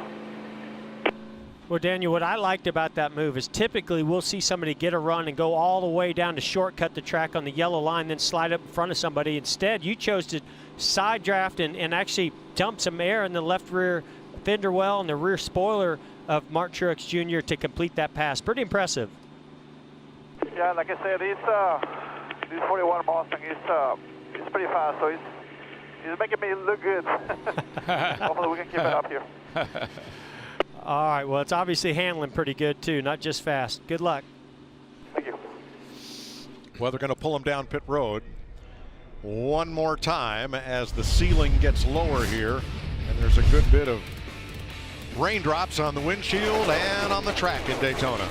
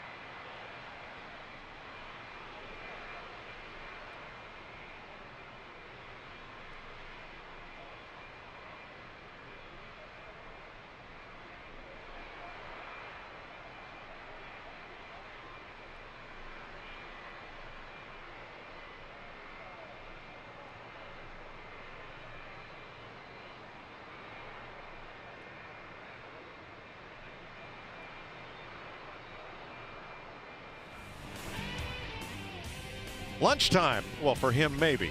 For us, it's well past lunchtime, headed for dinner. But the cars are stopped on pit road because of a wet racetrack. They are drying the track in the back straightaway. We're hopeful of getting back to racing fairly soon. Right now, let's check back with the Fox Sports studio. Shannon Spake. Thanks so much, Mike. Welcome inside. We are here. It's nice and dry inside the studio. I'm Shannon Spake, Adam Alexander, Regan Smith, Michael Waltrip, all here hanging out watching this race. And what we've seen so far, we've seen a lot of single file runs. We did see some 3 wide, but the majority of it has been single file. What do you think? Is this a surprise to you, Michael? Well, I just think we got the fastest cars to the front early. And when that happens, they're going to pull you along pretty good. And that 21 car, Menards, is on a rail, and he's got that Roush Yates horsepower into the hood. and it's making things happen. As a driver, it's frustrating, though, if you're sitting there 5th, 6th, 7th, and you can't go anywhere. You can't do anything. You can see the line is right around the top of the track, Regan. There's no way to get around the guy, and if you dive to the bottom, chances are you're going back. And that's the biggest key is if you do dive to the bottom and nobody goes with you, then you are going to go to the back. We saw some shots in Kurt Busch's car during the beginning of that race where he was lifting all the way off the throttle going into the corner, and that even though he had that big momentum and he could have used that, if he dives down there and nobody goes with him, he's going to be in 20th place. They don't want to do that. This should not be that much of a surprise, though. We saw at Talladega the same thing happen last year at the end of the season where the Fords were able to get lined up. They were able to go out there and string the field out this way. It just happened to be the Stewart-Haas Fords, not the Penske Fords. And let me tell you what I see, Adam. These guys don't have a choice right now. But if the tires get hot, the track temperature goes up at all. I saw some cars that were on the edge of control. They were slipping and sliding. That's why Daniel Suarez was able to make that nice move on Truex. I think Martin was getting a little bit free maybe into the corner. That's where these cars want to give way. And so if we see some green flag racing, more green flag racing, that outside rim riding could become more of a problem. We have always said the Clash is a great opportunity to get a head start on the Daytona 500, especially when you run this event on a Sunday afternoon like we did last year and again here in 2019. But with the weather conditions we're seeing, if it's hot and sunny next Sunday, are these guys really gaining an advantage? I think it'll be a different story. I think the race will look much different if the sun's shining on the track because handling will become a premium. Handling at Daytona has always been way more important than it is at Talladega. I understood how they were able to break away down in Alabama, but I don't think it happens in Daytona. You know, Daytona is one of those places when you go into the corner that very often you can go in on the bottom and let your car go all the way to the top just because of the handling. So we could see a very, very different 500 next Sunday because of that. We got to remember, too, you're going to have 20 more cars on the racetrack, and that changes the energy within that pack, and it may allow them to stay side by side for a longer period of the time at the beginning of these runs. And we've seen this before down here where the Clash gets single file, and we think, oh, my goodness, what's going to happen? Then all of a sudden we come back for the 500, and we're 2 and 3 wide and on the edge of our seats the entire time. This race, to me, with the weather conditions, really more closely resembles what's going to happen in the duels later on this week. All right, once again, we are under caution right now, red flag because of the rain. So let's get you caught up on what happened earlier today in qualifying down in Daytona. Can you say 2 words, Adam? Hendrick Motorsports. And I would add power to that. Power. Huh? 3 words. 3 Domination. This is what we saw. Not just 1, not just 2, not just 3, but 4 Hendrick Motorsports. Top 4 for that organization. Alex Bowman, who won the pole a season ago, outside front row for the Daytona 500. Only one man was faster in qualifying today, his teammate William Byron, who gets his first career pole on the big stage, the 700th pole in the history of NASCAR for Chevrolet, and they're the 2 drivers that will lead him to the green next Sunday afternoon. This is the 6th time that Hendrick Motorsports has swept the front row for the Daytona 500, and I go to William Byron. So much change for him in 2019. First time in his career, he's not in a rookie season, his 2nd consecutive year at the Cup level, and he goes out and wins the pole for the biggest race. And I just love it for Willie B. He's a great guy. He's really fast behind the wheel, and he had to be perfect on that qualifying lap to grab that pole. You know, the best part for him is he's 21 now. Him and Chad can go celebrate this together tonight, and he's legal to do that. So a very good start for those guys in their relationship. Chad did look a little excited after that qualifying run. He was a little bit proud of the way that they put that car on the track. Mike? Thanks, Shannon. Asked William Byron, do you have a nickname? He says, no. Do I need one? I don't think so. His dad's name is Bill, so he goes by William. Yeah. And he'll go by pole sitter come next Sunday for the 500. Under the red flag, a little bit of rain. The ceiling is lifting. I don't think we're too far from getting cars back on track. Let me see if I can wake up Boyer. I'm sure he's asleep. Clint Boyer, DW here. Are you there, brother? What's happening, Cat? Look at here. Are you going to ride around in the back all day, or are you going to drive up front and try to win this thing? What you playing here, man? Well, you can come up with a better plan. It's kind of follow the leader right now. That outside line is extremely beneficial. But that being said, I restart on the bottom here, so maybe something different will formulate. I know. I'm surprised that everybody's riding around the top, and every time it seems like somebody goes to the bottom, they fall to the back. How you going to? What are you going to do here? You gotta do something, make something happen here. Yeah. Well, Stating the I'm hoping obvious. something will happen. You know, I mean, unfortunately, you got to wait till something happens in front of you. I mean, right here, mid-pack, if I could get a big run. It seems like the longer they run, you know, getting closer to the end of a fuel run or tires or something like that, it starts breaking up a little bit and you get better runs, and I think you can make that bottom work and kind of dip down and get you 1 or 2 positions and get back up with a good run, but we'll see. All right, buddy. Yeah, give it heck here, and we'll be watching. Thanks for talking, buddy. Thanks, pal. Clint Boyer will roll off 9th when we restart. Now, amongst those Fords at the front, Denny Hamlin has been in an odd position, Jeff. If he pulls out to make a move, would anybody go with him? Yeah, they're getting ready to roll off pit road. I think that track's getting dry, but let's see if we can dial up Denny. Hey, Denny, this is Jeff up in the booth. You got me?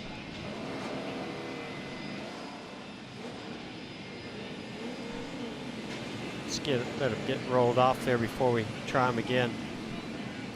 Hey, Denny, this is Jeff up in the booth. You got time for us? Hey, man, great job. Really aggressive move coming to pit road. Pretty impressive. Now you got yourself in second, but you've got a Ford in front of you, a Ford in back of you. What's the plan, man? I know you don't like to just sit there in second place. Well, I'm okay for right now, but it certainly is not gonna be happy with it for very long. But I think as long as I put myself in the top 4 or so, get down to the home stretch, I think we'll be fine. So I don't need to lead every lap. There's one in particular I'd like to lead. Yeah, well, we've seen you do that before. I'm sure you can figure it out. And now with this caution, maybe that'll break up those Fords a little bit. I think you might have a Chevrolet behind you and Jimmy Johnson. So we'll see how you guys can work together. But good luck. Have some fun. It's I know it's going to get pretty dicey here at the end. Yeah, I'm suspecting that people are looking at the scoreboard right now and counting down the laps and saying, we're not going to be doing this much longer. No, well, we're certainly hoping you don't. You know, if it's up to me, we wouldn't be. Well, we're counting on you. All right, 32 laps to go. Pit road is open in case anybody wants to stop this time, but all of that track drying equipment is headed for home. We want to try to get this finished under green. Well, that's the nice thing is these little clouds that have come in here, they've been a pretty light drizzle, and so that track dries off really fast. I believe I did see possibly Ryan Blaney's 12 pit crew getting in position. Remember, when he came to pit road, no tires, fuel only, and he's fallen all the way back to 15th. It would make all the sense in the world, come get 4 tires. Tires over the wall for Chase Elliott. Yeah, I think if I'm in the back half of the field, I'd like to come down pit road, put 4 tires on, and get me some security here because you're going to need it.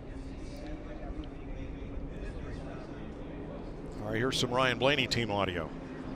I'm thinking we need to pit unless enough cars pit to where we would be in the outside row. Like we're going to have to keep up with how many pit so we can be, you know what I mean? Well, 2 pitted and they were behind him. Chase Elliott is in, getting service. Mike, I don't think this is a terrible move. I really think maneuverability late in this race, everybody's tires wear down a little bit. You need to make some sliced and diced moves. This could help you. Alex Bowman just coming out of his pit stall. And if you're Alex Bowman, you got nothing to lose. I mean, He was already, I think, 19th. Chase Elliott was probably just a couple ahead of him. Larry, are you surprised there weren't more takers? Well, I am, because it's no speed in those tires. As Jeff said, maneuverability, but I have never heard at Daytona drivers electing to stay out based on what line you were going to restart. That is a first right there. But today, you needed to be in that top lane from about the 2nd or 3rd lap after a restart on, or go to the back. Well, they're quick learners. Everybody sees what's going on. What everybody's faced with right now, other than Paul Menard and a couple cars up front, how are we going to break this thing up? How are we going to get up there and break this thing up?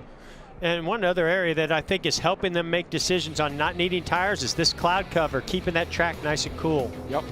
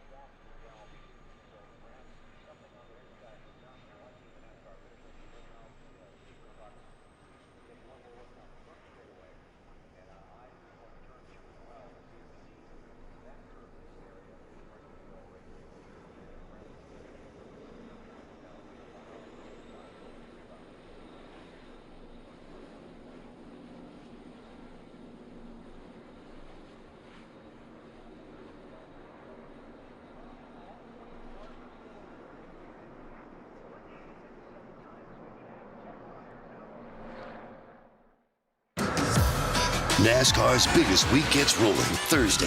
The Cup drivers will fight for a starting position in the duels. Friday night, we'll see the newest generation of drivers in the truck race. Saturday, the young guns of the Xfinity Series battle it out in their season opener. And in the final stage, the sport's best look to make history on Sunday in the Great American Race. You won't want to miss it. Speed Weeks 2019 in Daytona. First NASCAR checkered flag of the week coming up here in the Clash of 2019. Doing a little extra sweep up down through the tri-oval here so that the track is fully in raceable condition. And let's see if we can get a one to go this time by. You know, Mike, these pits, these pit crews are full of specialists.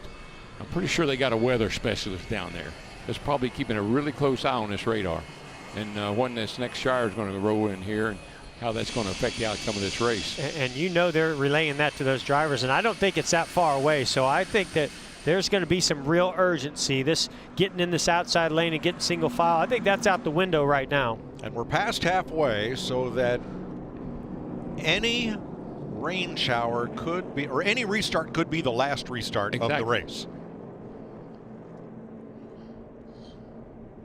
Well, what's Paul Menard's team got to say about that?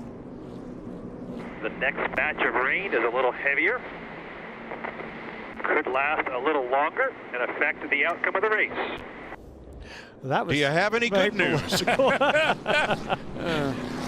But that's what Denny Hamlin was talking about. You know, they're looking at the weather same as we are. They have the same apps that we have on their phones, and they're trying to figure out, is this going to be the money restart? Yeah. Well, I think, you know, right now, if I'm Paul Menard, Denny Hamlin up there in the 11 car, he's the spoiler in this whole thing. Because that 11 car is fast. And if he could get in front of Paul Menard, I don't know if he could get around him or not. Well, what are the Wood brothers tweeting right now?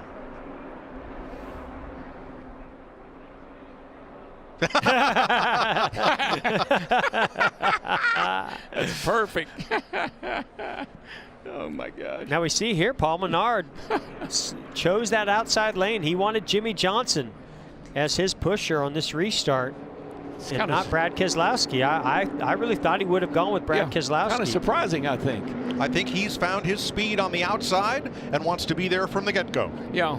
It's a good point, yeah. Because that last time, you know, he had to go from that bottom lane and then go up and block that outside lane. So I think you're right. Well, remember, look, we got three different manufacturers. You got a Ford, a Toyota, and a Chevrolet back there with Keselowski down there, his teammate. I guess he feels like Jimmy Johnson would be a lot better to be pushing him and have that 11 car slide up in front of him. Now, only the race leader has lane choice. Everyone else must hold their position as they form up for the restart. This is a hard part of one of these restarts, is figuring out who you want behind you and how it's going to affect, you know, the first lap of this restart. Well, let's find out. Here we go. Coming to complete lap 47 of 75. We're back under green.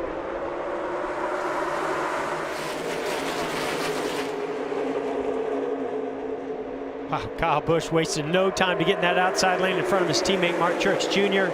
Jimmy Johnson gave Paul Menard a nice shove to get out front and be able to choose which lane he wants to block. Boy, now this right here is when it gets dicey, because that 21 car, Paul Menard, he's going to have to work both sides. He's going to have to see which side has the energy, and he's going to have to drop down and block. Boy, this is going to have a big effect on Keselowski. You see the 41 of Suarez takes him 3 wide, shuffles him back. Daniel Suarez making the moves. Now up to 6th place, right behind the FedEx Toyota of Hamlin. Maybe they can get that inside lane going to the front. You know, Mike, the 21 car, the Wood brothers have never won the Clash. And right now, that 21 car is strong, man. That thing is out front and holding the lead. Here goes Suarez, going to try to get by Denny Hamlin, but no help. The guy he just went by and took 3 wide down the back straightaway says, no, I get to control this one. Oh, that'll get harder and harder and harder. That's going to cost Suarez a lot of positions. Yep. Was a great move. He just needed somebody to go with him. Maybe he should have waited a little later. Maybe he should have waited later to make that move. Boy, it just seems like, Jeff, you got to get in that outside line and hang on. Yeah, I really didn't think that they would do that on this late in the race, and with rain on the way, I really thought that it was going to be double file for quite a while. Here's a little bit of a move happening on that outside lane. I mean, look at how the 11 is getting shuffled back so quickly. But this helps explain why Paul Menard chose the outside even though he didn't have a teammate with him. He knew that's where the speed was, and as soon as they formed up, that outside lane could take off. Well, it's never bad to have a 7-time champ on your back bumper. Good point. How about this year's champ, Joey Logano? He's looking. 22. He's lurking. You hear the guys working the throttle. Just, you know, it can't run over the guy in front of you. You got to kind of keep that gap, mind the gap. 50 laps complete, 25 to go. Boy, I was wrong about Denny Hamlin. he's going nowhere.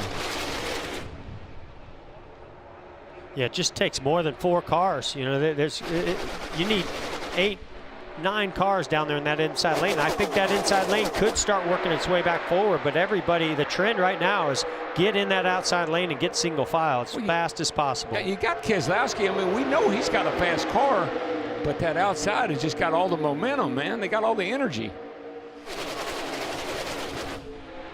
Back at 16th, Chase Elliott and his number 9 Chevy, featuring a special Mountain Dew Team Rubicon scheme. Here's a look back at Chase's strong 2018.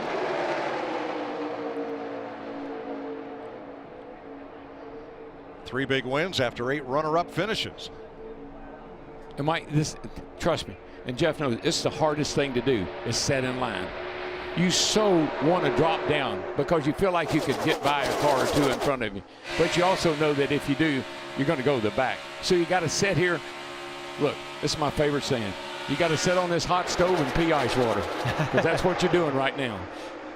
Well, I think for Denny Hamlin, he's committed. So is Brad Keselowski. I think if they can hold their own on this bottom lane, which they're doing a pretty nice job of, they might get some more takers. They might get some other drivers to look down there and say, you know, if we could add a couple to this line, we might actually start to be able to make some gains.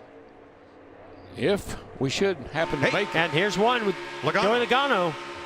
If we should happen to make it to Boy, the a bunch of last these, that was what, 3 cars right there decided to step out of line and get by Jamie McMurray. Logano, Blaney, and Harvick all made that move to the inside. Here's a look at it. Logano peeks out. Whoa. So that's coming out of the tri-oval. Sometimes you can get a big burst of momentum coming into that tri-oval and make a move, but Logano, he's tired of being in that outside lane. Here they come again, off turn 4. Just out of line. And lucky for Logano, he had some help. He had some other Ford teammates go right along there with them. Logano and Blaney. Logano up to 4th on the inside. I think you're going to start to see this inside lane form up now. There's enough of them down there running that shorter lane. They're going to start making some progress. But that's where Paul Menard, now he's going to have to watch that inside lane, and when they get to him, he's going to have to drop down and go with the 22 car. Yeah, that's not going to do anybody any favors. That sort of slowed the 11 car's momentum down. You saw the 2 of Brad Keselowski get to the left rear quarter panel and almost turn the 11 sideways. But Logano and Blaney on the inside have speed. The first time anybody on the inside has charged toward the front. Well, if you can get enough good cars in that inside lane and see Denny Hamlin jumping out into that outside lane, is really going to slow the momentum down. But that shorter line around the bottom with the right cars down there will make their advances to the front. Mike, I've seen this time and time again. That inside line will look like it's a way to go. It'll get almost to the front, and then I don't know what happens, but you fall right back to the rear again.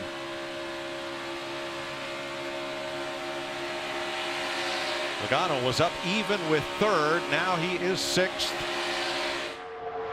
7th. I'm telling you, it's the hardest thing to do is set that outside line. Have a guy like Logano down there on your door and stay in that outside line. Well, the Penske cars have lined up on the bottom. Can they pull to the front? Larry, I hope they've been watching your animation, because they're going to need to do a little side drafting here. I'm afraid they may end up doing more than side drafting here shortly. You think you're going to trade a little paint?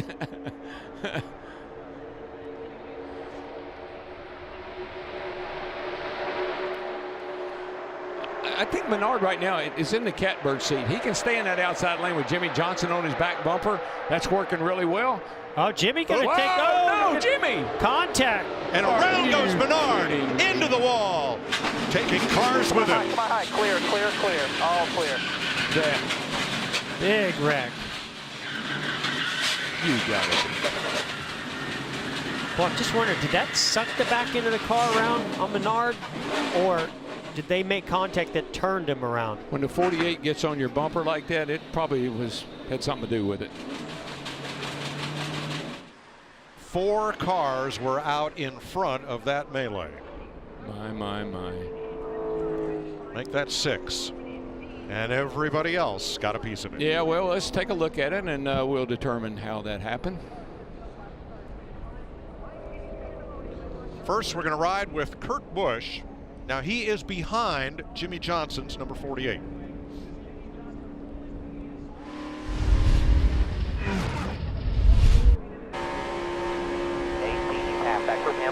Jimmy just got a run.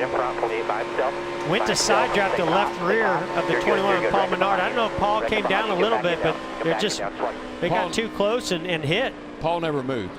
It looked like it sucked Jimmy into him. I think he made a miscalculation there. Yeah, Menard comes off the wall a little bit. It just a misjudgment. Yeah. And made contact, turned him around. Look at all. I mean, look at that. That's a wad of wrecked race cars. That's the world's fastest wrecking yard right there. Oh my gosh, Mike.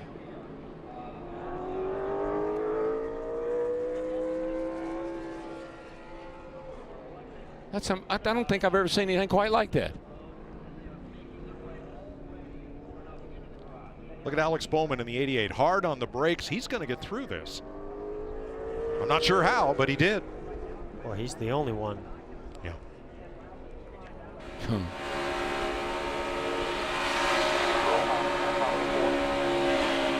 Still half out front. The 12, 2 back is all right. Front. Reckon. Up to the middle. Scratch the brake. Scratch the brake. Right.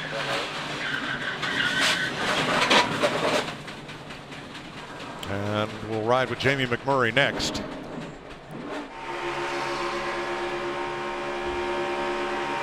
Half in front. Spin ahead, he'll spin.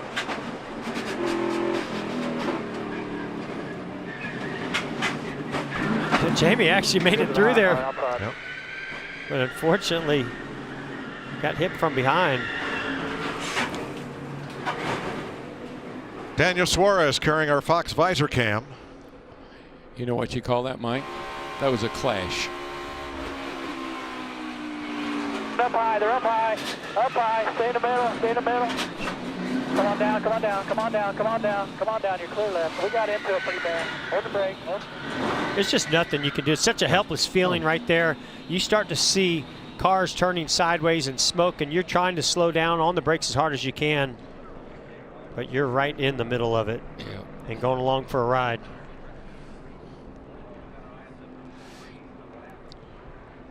Look at the number 9 right in the middle of all that, Chase Elliott. He did get a little bump from Bowman in the back, and he got into Eric Jones and Austin Dillon a bit. But compared to those other guys, yeah, his car looks pretty good. It does.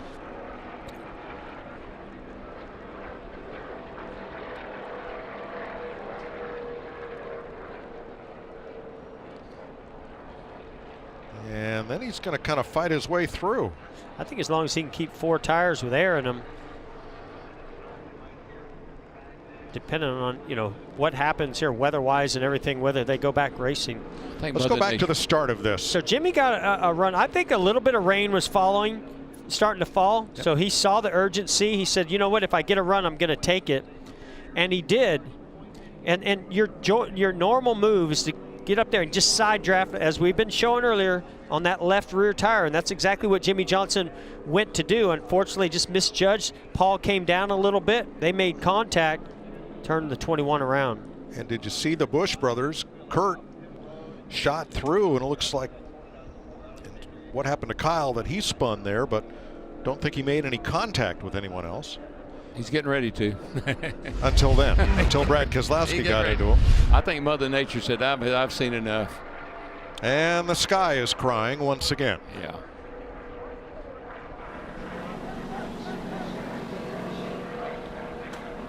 So the track drying equipment goes back out to turn 1 yet again. And this rain here is falling a little heavier than what we've seen so far. Yeah, this is pretty hard shower right here. I'm not sure that I saw Paul Menard start to come down the racetrack until after he had the contact from Jimmy Johnson, which tipped his car in that these direction. spoilers are a little bit wider than they were a year ago. And when you widen that spoiler out just a little bit, it creates a little more suction or pulling of the car. So I don't know if when Jimmy Johnson stepped out, if it pulled the back of the car around of Paul Menard, or if he just wanted to come off the wall to try to slow his momentum down. But it was clear that Jimmy tried to get as close to him as possible to side draft, and that made the contact. Yeah, I just think Jimmy misjudged that. He got in the left rear of Paul Menard and turned him around.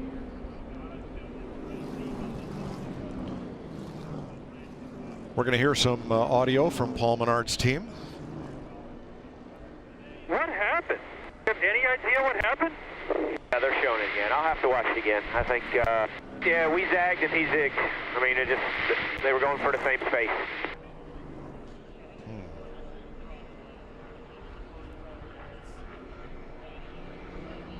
They're going to pull the cars down pit road. There are 8 cars behind the pace car, still running with no or minimal damage. Kurt Busch got through unscathed. So did Joey Logano. A little bit on Ryan Blaney's. Alex Bowman's car, we saw the nudge. He got to the nose. Chase Elliott still running. Austin Dillon pretty well crumpled up, and it looked like Eric Almirola missed most of it. So, yeah, usually we have a graphic of cars involved in wreck. We're going to do it the other way around. There's 3 cars that were not involved. Kurt Busch was in exactly the right spot, because when Johnson tipped the 21 and sent Menard to the inside, that just opened up nothing but daylight in front of Kurt Busch. Yeah, nobody's wanting this to go back to green more than Kurt Busch. I think right now, he feels like he's got a shot at it. Larry? Well, this thing is not over, but I was just sitting here thinking, one of the biggest stories of the offseason was a driver and a crew chief that had been together for 17 years, 7 championships and 83 wins, splitting up, Chad Knaus and Jimmy Johnson. We might be looking at a day where one of them has sat on the pole for the Daytona 500, Chad Knaus, and we may be looking at a day where a man finally goes back to victory lane after not visiting it since the spring of 2017, Jimmy Johnson. How ironic would that be? I know it's not a points race. I know it's not over, but the biggest story of the offseason, look what it's maybe yielded today. Yeah, the yellow there indicates the crew chief swap between the 24 and the 48 at Hendrick Motorsports. And, you know, after qualifying, the 2 former teammates shared a hug, and Jimmy said, well, Chad, he says, you got me my first pole, and now you've got your new driver his first pole, too. And you know, Mike, I spoke to Jimmy Johnson, sat down with him, and did an interview for the Daytona 500, and he said, I think we're both going to do good on our own. Yes. And there's certainly a lot of a great relationship, lasted a long time, that still continues. Matt, you have something down on pit road? Well, Clint Boyer's been checked and released from the Infield Care Center. Paul Menard has just walked out as well. Wow, what happened? Not really sure. I have to see a replay. Jimmy pulled out. I kind of moved down. Yeah, I moved down a little bit. And next thing I know, I'm just getting turned in the left rear. So, yeah, just aggressive. Yeah, okay. It's Jimmy does that a lot at these tracks, so it's unfortunate. We had a really fast Motorcraft quick lane Ford Mustang, led a lot of laps, and bumped into a torp car for no reason. Good indication of what we could see Thursday and next Sunday? Yeah, I mean, all temperature dependent, I think. You know, hopefully it's hot and sunny, and then we start sliding around, and you won't see us, you know, just migrating to the fast lane. Hopefully do a little more racing, but yeah, I mean, it sucks that you know, the aggressive side drafting caused that big old crash. Thanks, Paul. Vince? And with Jimmy Johnson and Jimmy just climbing out of the car after the rain starts to fall heavier here. What happened there with Paul? Just knowing the rain's coming. You know, you could see it coming. I knew that was probably my lap to make the move, and I had a great run down the back. I got below him before he blocked it, and then I think he came down a little bit to defend and block. You know, I got that move inside of him and was hopeful that the one was going to be following me through, but certainly hate to see all these cars tore up. You know, I'm here, make my move, I'm there, and then it just starts coming over. So I think it was more of a racing thing than anything. I feel sorry for Paul, I feel sorry for all the teams that lost race cars, but I'm here to win races in the satellite cars fast. Thanks, Jimmy. Mike? Thanks, Vince. We did see in that replay what happened to Kyle Busch as the 21 spun and came back up the racetrack. He caught Kyle in the rear quarter panel, and that's what turned the 18 around. Yeah, and it just, you know, this incident just reminds me, we've seen down here now for the last 2 or 3 years, bump drafting and side drafting, when you get aggressive with it, it causes carnage. There is your winner of the Clash of 2019. Due to the heavy rain, the race has been called. It's official. Jimmy Johnson is your winner.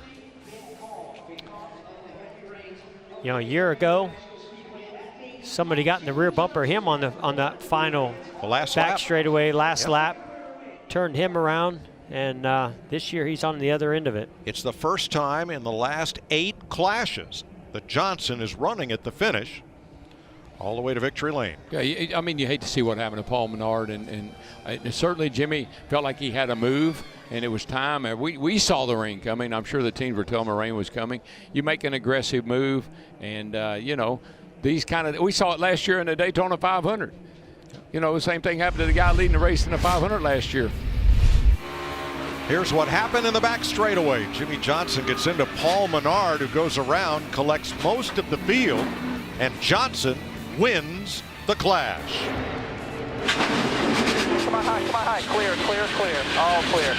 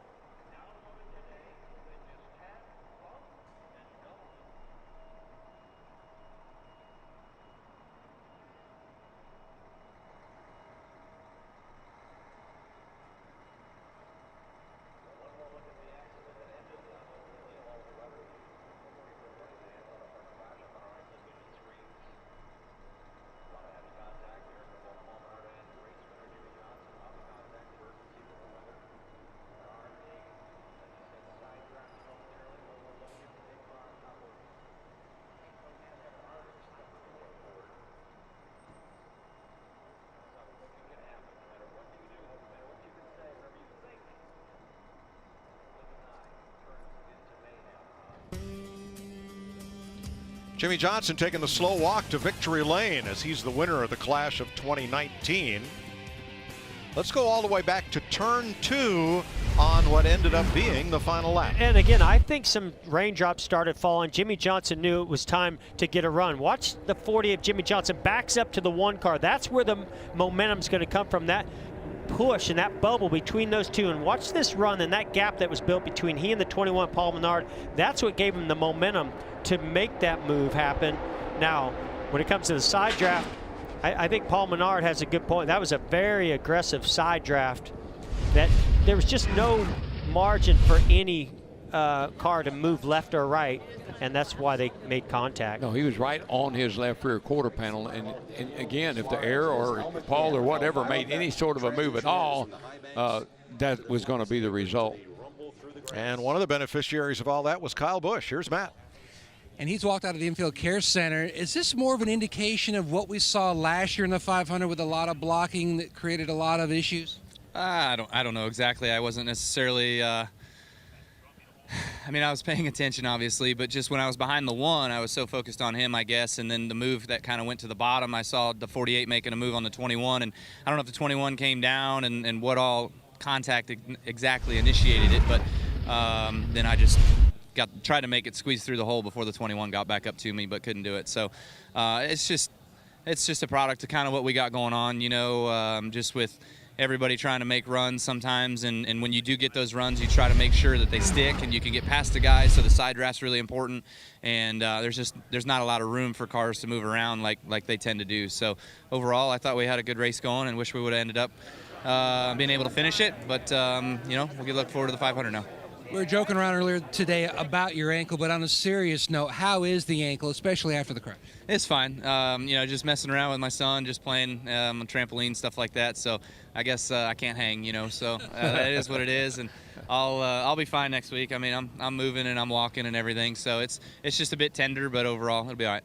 Thanks, KB. Vince.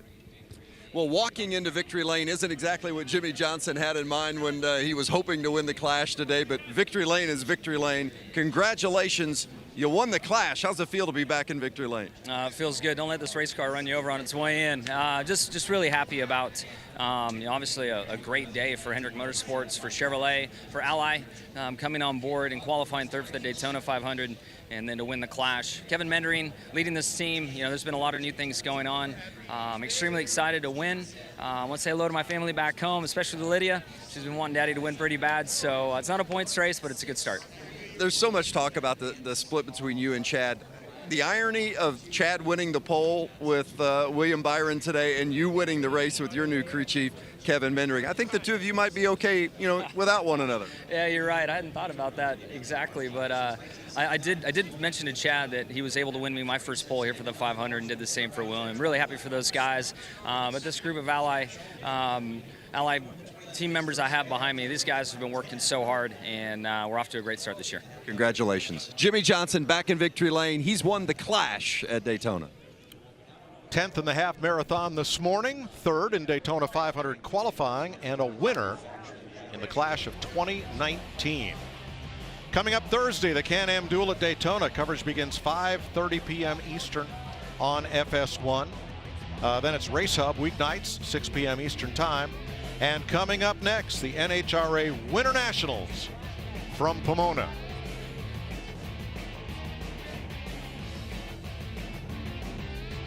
Great day for Rick Hendrick and Hendrick Motorsports, winning the pole for next week's 500 and winning the Clash with Jimmie Johnson. This copyrighted telecast may not be reproduced, retransmitted, or used in any form without the authorized written consent of NASCAR Broadcasting. NASCAR would like to thank all of our fans for your support, and we hope you enjoyed today's broadcast.